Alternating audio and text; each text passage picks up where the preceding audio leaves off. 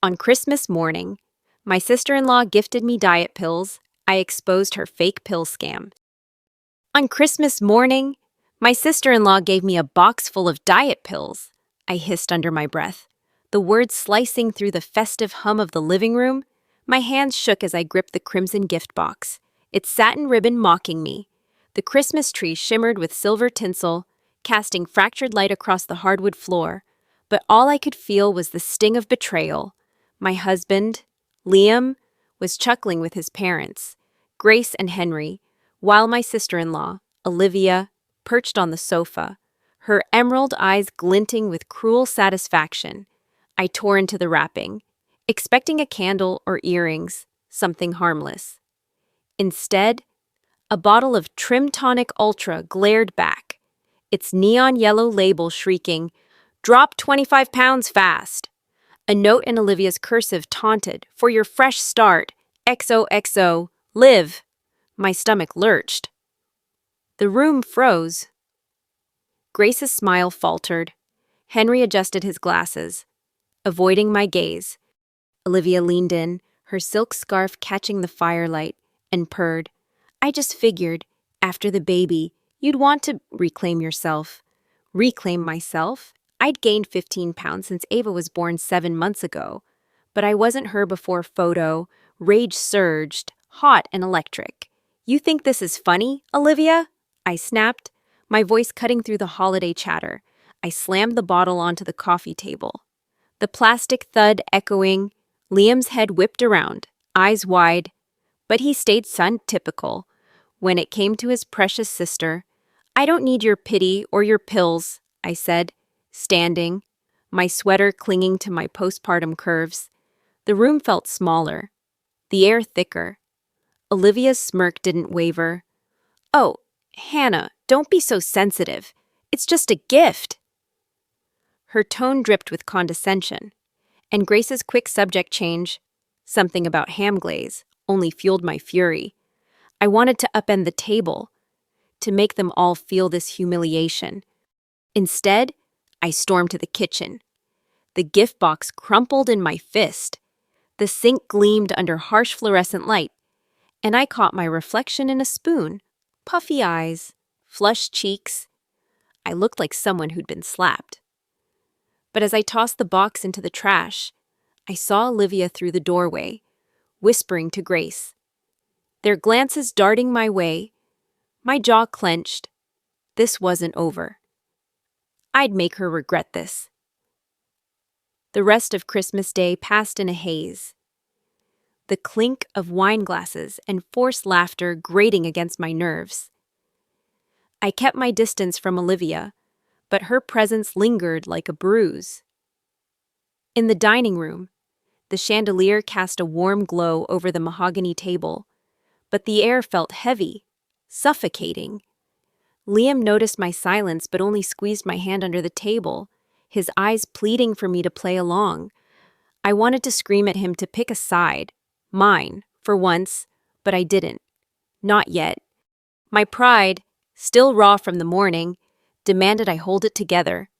But every glance at Olivia's smug face chipped away at my restraint. After dinner, while stacking plates in the kitchen, I overheard Grace and Olivia in the hallway. Grace's voice was low, cautious. "You didn't need to make it so public, Liv." Olivia's laugh was sharp, dismissive.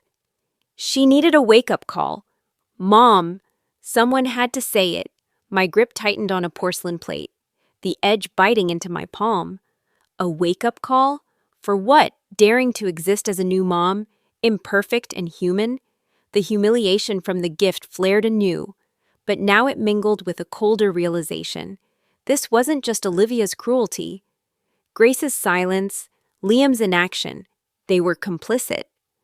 I retreated to the guest room, where Ava slept in her crib, her tiny chest rising and falling. Her peaceful face steadied me, but my thoughts churned. I pulled out my phone and scrolled through Olivia's Instagram. Perfectly curated photos of her yoga retreats, her wellness brand. Then, buried in her stories, I saw it. A repost from a diet pill company, tagged with her affiliate code. My stomach twisted. This wasn't personal, it was business. She'd used me as a prop to push her brand, to sell her narrative of transformation. The discovery lit a fuse. I wasn't just hurt, I was livid. But confronting her now, in this house, would only make me look unhinged. I needed a plan, something sharper than a shouting match. As I tucked Ava's blanket around her, Liam appeared in the doorway, his brow furrowed. "Hannah, you okay? You've been off all day." His concern felt hollow. Too late. "Am I okay?"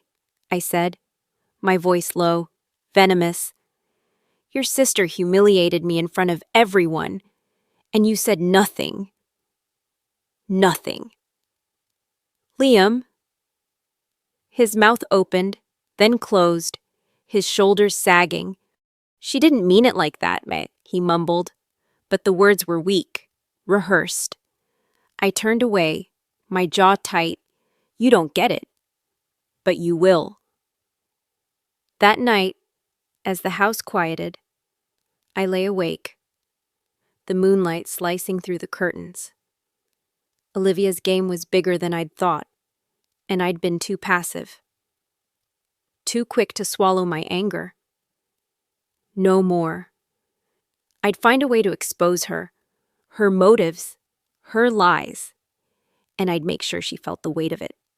The next morning, I woke with a clarity that cut through the fog of Christmas. Olivia's stunt wasn't just a personal attack, it was a calculated move. And I was done being her pawn. My pride, battered but fierce, pushed me to act. While Liam took Ava for a walk, I slipped into the study, the oak desk cluttered with Grace's old recipe books and Henry's tax files. My goal was simple: find proof of Olivia's scheme. Her Instagram post had been a clue, but I needed more, something concrete to dismantle her facade. I started with Olivia's laptop, left open on the desk. The screensaver flickered, a selfie of her in a yoga pose. A quick password guess, Live Wellness 2025. Unlocked it. My pulse raced as I scanned her emails. Buried in a folder labeled Brand Collabs, I found a thread with a company called VitaSlim. The subject, Influencer Partnership Terms. They'd paid her $5,000 to promote their diet pills, with a bonus for authentic testimonials. One email from Olivia read, "I'll use a family member for the before angle. Raw, relatable." My name wasn't mentioned, but the implication was clear. I was her relatable prop. My hands shook as I forwarded the emails to myself, deleting the sent trace. Then, a twist. Another email from a coworker named Mia warned Olivia, "Your numbers are off. VitaSlim's pushing fakes. FDA's sniffing around." Olivia's reply was curt. "Keep it quiet. Mia, we're fine." Fakes? My stomach churned. Not only had she humiliated me, but she was peddling dangerous pills for profit. I snapped a photo of the screen with my phone, my breath shallow.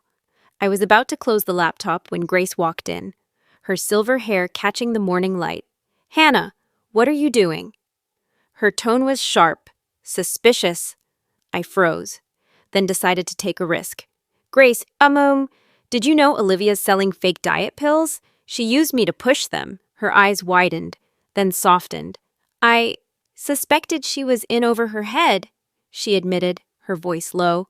"But I didn't know it was this bad." Grace, to my shock, became an ally.